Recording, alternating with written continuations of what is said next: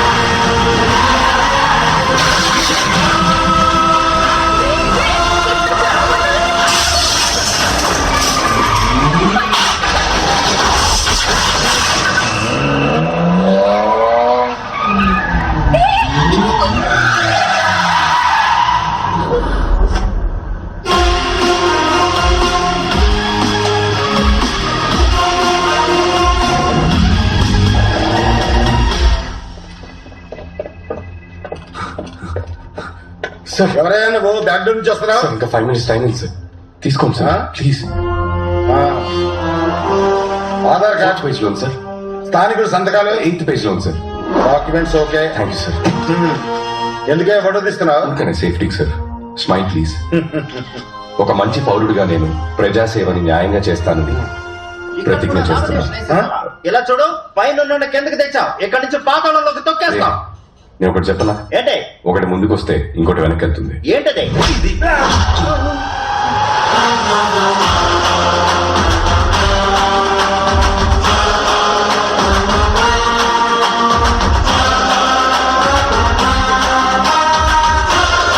అన్న, వాడు ఎక్కడ కూడా నామినేషన్ వేసేసాడు. రేయ్, పబ్లిక్ ముందు వాడిని ఏం చేయకండి, సైలెంట్ గా ఉండండి, తర్వాత చూసుకుందాం.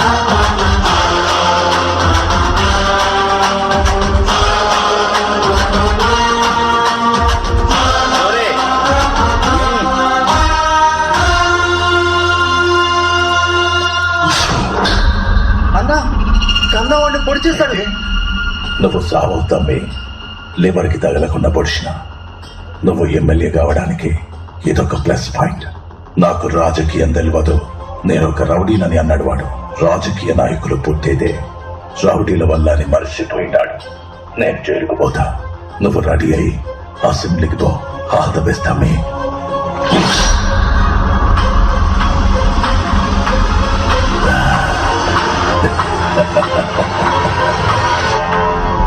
ట్యూషన్ మాస్టర్ ని పొడిచారంట. ట్యూషన్ మాస్టర్ ని పొడిచేశారంట. మారే ట్యూషన్ మాస్టర్ ని కత్తితో పొడిచేసారంట. కానీ ఎమ్మెల్యేకి పోటీ చేస్తుండే కదా, కత్తికే పొడిచేది. అయ్యో, మన ఓట్లు ట్యూషన్ మాస్టర్ కి వేద్దాం. రాష్ట్ర శాసనసభ ఎన్నికలకు నామినేషన్ వేయడానికి ఈ రోజు చివరి రోజు కావడంతో మల్కాజ్గిరి మరియు మేడ్చల్ నియోజకవర్గం నుండి నామినేషన్ వేయడానికి వచ్చిన ఇండిపెండెంట్ అభ్యర్థి విజయరాఘవన్ని రూలింగ్ పార్టీ అభ్యర్థులు కొందరు కత్తితో పొడిచి చంపబోయారు. వాడిని అలాగే వదిలేసుంటే ఒక కాన్స్టిట్యున్సీలోనే నిల్చునేవాడు. ఇప్పుడు 2 కాన్స్టిట్యున్సీల్లో నిల్చున్నాడు. క్యాండిడేట్ అయ్యాక వాడిని పొడిచారు. ఇప్పుడు మీడియా మన పార్టీని వదులుతుందా? ఎలక్షన్ టైం, రిజల్ట్స్ వచ్చే వరకు కొంచెం తగ్గుండు. ఎలక్షన్ రిజల్ట్ వచ్చే వరకే వాడు ప్రాణాలతో ఉంటాడు. సీఎం గారు, మీరు భయపడకండి. రాష్ట్ర అసెంబ్లీలో గల 119 నియోజకవర్గ స్థానాలకు ఈ రోజు తెల్లవారుజాము నుండి పోలింగ్ మొదలైంది. ప్రజలు ఎంతో ఉత్సాహంగా తమ ఓటు హక్కును వినియోగించుకుంటున్నారు. ఈ రోజు సాయంత్రానికి 70 నుంచి 75% ఓటింగ్ నమోదు కావచ్చని ఓ అంచనా. ఈ శాసనసభ ఎన్నికల ఫలితాలను కౌంటింగ్ అనంతరం వచ్చే వారం వెల్లడిస్తామని ఈసీ తెలియజేశారు. ఏ అరుణ్ కుమారి, నీ కొడుకు ఎక్కడ దాక్కున్నాడు? మీ ఇద్దరిని లేపేయమని ఆర్డర్. వేరే వాళ్ళకి అప్పు చెప్తే సగంలో వదిలేస్తారని నేనే వచ్చా.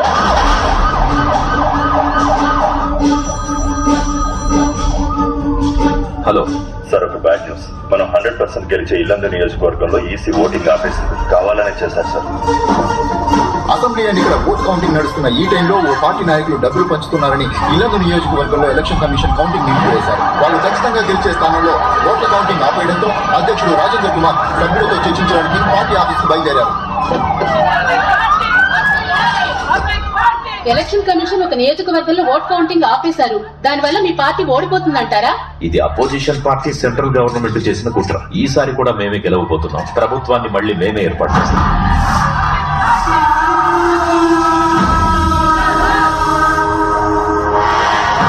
షాద్నగర్, ధర్మపురి, కొత్తగూడ నగరికల్లో 13 సీట్లలో వెనుకంజలో ఉన్నాయి సార్. కౌంటింగ్ స్టాటిస్టిక్స్ లో 2 పార్టీలు ఈక్వల్ సీట్స్ గెలుస్తారని సార్. ఈ కాకమ్మ కథలు నాతో చెప్పొద్దు. లీగాలిటీస్ నాకు తెలుసు. స్టే ఆర్డర్ ఏమైంది? క్యాన్సిల్ అవుతుందా లేదా? ఏంటి, బాగానే వెళ్తుందిగా?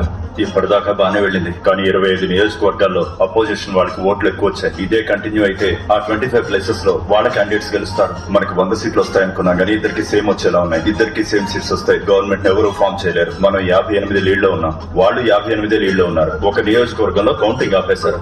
ఇప్పుడు మిగతా 2 చోట్ల గెలిచిన వాళ్ళ సపోర్ట్ మనకు కావాలి. అప్పుడే మనం గవర్నమెంట్ ని ఫామ్ చేయగలం. వెంటనే ఆ గెలిచే ఇద్దరిని మన వైపుకి తెచ్చుకోవాలి. ఎవరు వాళ్ళు? విజయ్ రాఘవన్.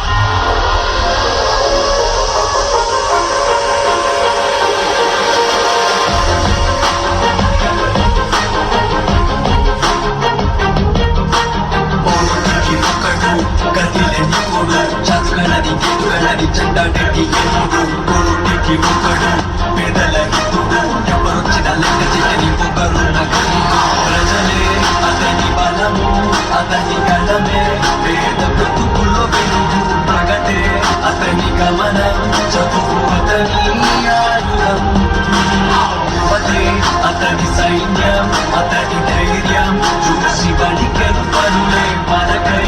పుట్టి మనతో నడిచి మనకై బ్రతికెరా. గత వారం జరిగిన తెలంగాణ రాష్ట్ర శాసనసభ ఎన్నికలకు ఉత్కంఠంగా జరుగుతున్న కౌంటింగ్ లో ఇండిపెండెంట్ గా పోటీ చేసిన 145వ ward ex corporator Vijaya Raghavan తను పోటీ చేసిన 2 స్థానాలలోనూ ముందంజలో ఉన్నారు. విజయ రాఘవన్ తో పోటీ పడుతున్న 2 పార్టీల ప్రత్యర్థులకు కనీసం డిపాజిట్లు కూడా రావడం లేదంటే విజయ రాఘవన్ కి ప్రజలలో ఆదరణ ఎలా ఉందన్నది మనకు అర్థమవుతుంది. ఎలక్షన్స్ లో పోటీ చేస్తున్న 2 పెద్ద పార్టీలు మెజారిటీని సాధించలేకపోతున్నాయి. సూర్యుడు వచ్చేట మీరు కూర్చుంటారా? రండి. అయోమయానికి ఇంచుమించు విజయాన్ని ఖరారు చేసుకున్న విజయ రాఘవన్ ఇప్పుడు ఏ పార్టీకి తన మద్దతిస్తాడన్నది మనం వేచి చూడాలి. మనం అతన్ని కన్విన్స్ చేసే లోపే అపోజిషన్ వాళ్ళు కన్విన్స్ చేయడానికి ట్రై చేశారేమో. ఒకసారి మన వాళ్ళతో ఫోన్ చేయించి చెక్ చేయొచ్చు. సార్, విజయ రాఘవన్ కి ఫోన్ ట్రై చేస్తున్నారు సార్. ఆల్రెడీ వాళ్ళు విజయ రాఘవన్ కి ఫోన్ చేశారంట సార్, కానీ తను పిక్ చేయలేదంట. మెజార్టీ రాని ఎలక్షన్ అని మీడియాలో న్యూస్ వస్తాం సార్. గవర్నర్ టేక్ ఓవర్ చేస్తారని హెడ్లైన్స్ వస్తున్నాయి sir. Prime minister governor phone లో మాట్లాడుకున్నారు. గవర్నర్ చేతికి రూల్ వెళ్ళకూడదు, అపోజిషన్ కి పవర్ వెళ్ళకూడదు. అసలు మీ చట్టాలు ఏం చేస్తున్నాయా? సార్, వాళ్ళు ప్లాన్ చేసి స్టే ఆర్డర్ తెచ్చారు సార్. దాన్ని ఎలాగైనా క్యాన్సిల్ చేయొచ్చు, కాకపోతే 1 వారం లాగేస్తారు. ఆ 1 వారం పవర్ లో లేకపోతే ఏమైనా జరగచ్చు. ఆ విజయ రాఘవన్ 2 స్థానాల్లో లీడింగ్ సార్. మల్కాజ్గిరి మేడ్చర్ కన్ఫర్మ్ గా గెలుస్తాడు సార్. పొజిషన్ ఏంటి సార్? సెంట్రల్ నుండి ఫోన్ వచ్చింది. విజయ రాఘవన్ కి ఫోన్ చేసి తనని ఎలాగైనా మన పార్టీలోకి లాక్కోమంటున్నారు.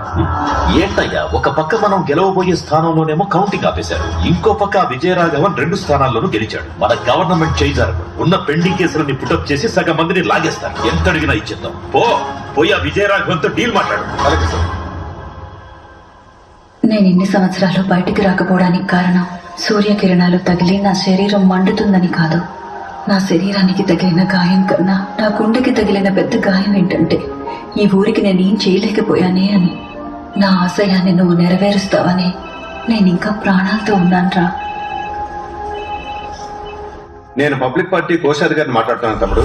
2 నియోజకవర్గాల్లో గెలిచారు. కంగ్రాచులేషన్స్. మీకు 30C పంపిస్తాం. క్యాష్ అయినా ఓకే, లేదా ఏ సిటీలో ఏ బ్యాంక్ అయినా ఓకే. మా పార్టీకి మీ సపోర్ట్ కావాలి. 30 కాదంటే పార్టీ 50 అయినా పర్లేదు, ఓకేనా? తమ్ముడు ఇప్పుడు 50 తీసుకోండి. గవర్నమెంట్ ఫామ్ చేసాక ఇంకో 50 ఇస్తాం. మొత్తం 100 కోట్లు, ఓకేనా? మీరు చెప్పేది మెసేజ్లు పెట్టండి.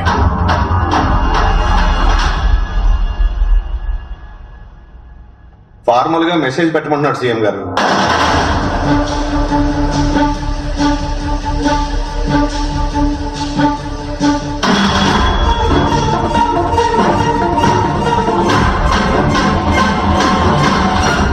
భగీరథ, అతనికి మన పార్టీ వాళ్ళకేమో గొడవలు ఉన్నాయని చెప్పావు. అందుకే అతను రాజకీయాల్లోకి వచ్చాడన్నావు. ఇంతకేంట గొడవ?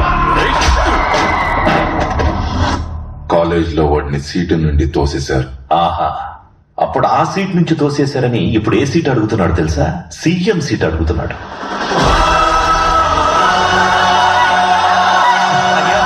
ఎవరినో చేయడం ఏంటయ్యా? మీరేనయ్యా మా సీఎం. పొజిషన్ లో గెలిచిన వాళ్ళని 5 లేపేమంటారా?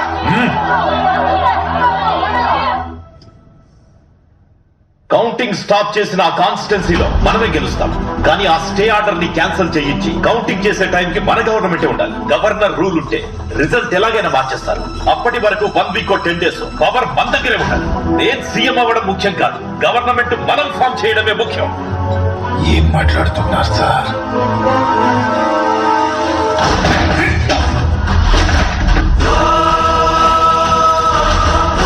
ఆపోజిట్ వాళ్ళు అతనికి సీఎం పోస్ట్ చేస్తున్నారట. వాళ్ళు ఇచ్చే సీఎం పోస్ట్ ఏదో మనం ఇస్తాం కదా. లేదు సార్, అతను వద్దంటున్నాడు. ఆ పార్టీ వాళ్ళే అతనికి టార్గెట్.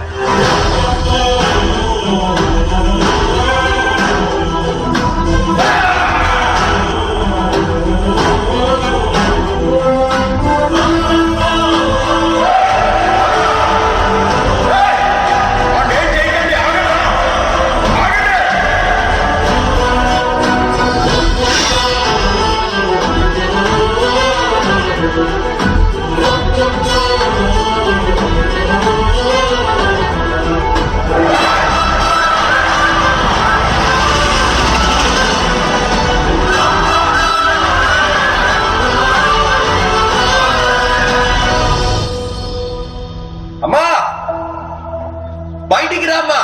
ఒరే రాఘవ, అమ్మ కోసం ఒక పని చేస్తావా? ఏంటమ్మా? నువ్వు కలెక్టర్ అవ్వాలి. దానికేటమ్మా, తప్పకుండా అయిపోతాను.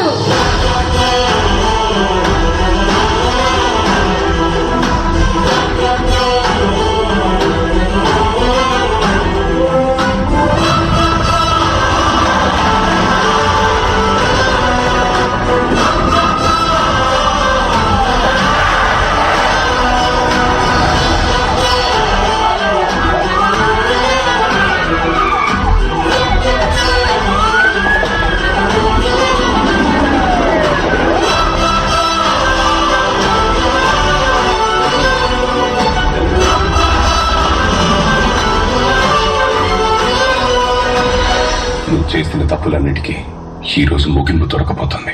వతలను నిన్ను ఇంచు లెక్క తేలుస్తా. Arrest him.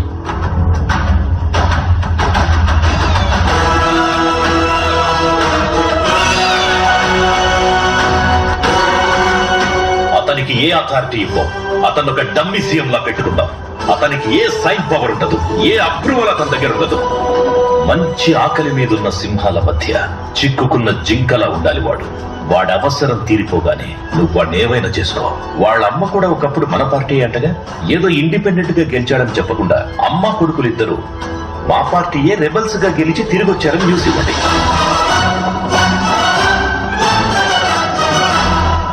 ఏంటి మిస్టర్ భగీరథ, నీకు బాగా తెలిసిన వాడేగా, ఇంత దూరం తెచ్చుకున్నావు? సింపుల్ వ్యక్తే కదా. చూడటానికి సింపుల్ గానే ఉంటాడు, కానీ ఊడుము పట్టుకుంటే అస్సలు వదలడు. మామూలుడు కాదు, సాధించకుండా ఏది వదిలిపెట్టాడు. మహామూతురు వాడు. ఇక్కడికే వస్తున్నాడుగా, మీకే అర్థమవుతుంది.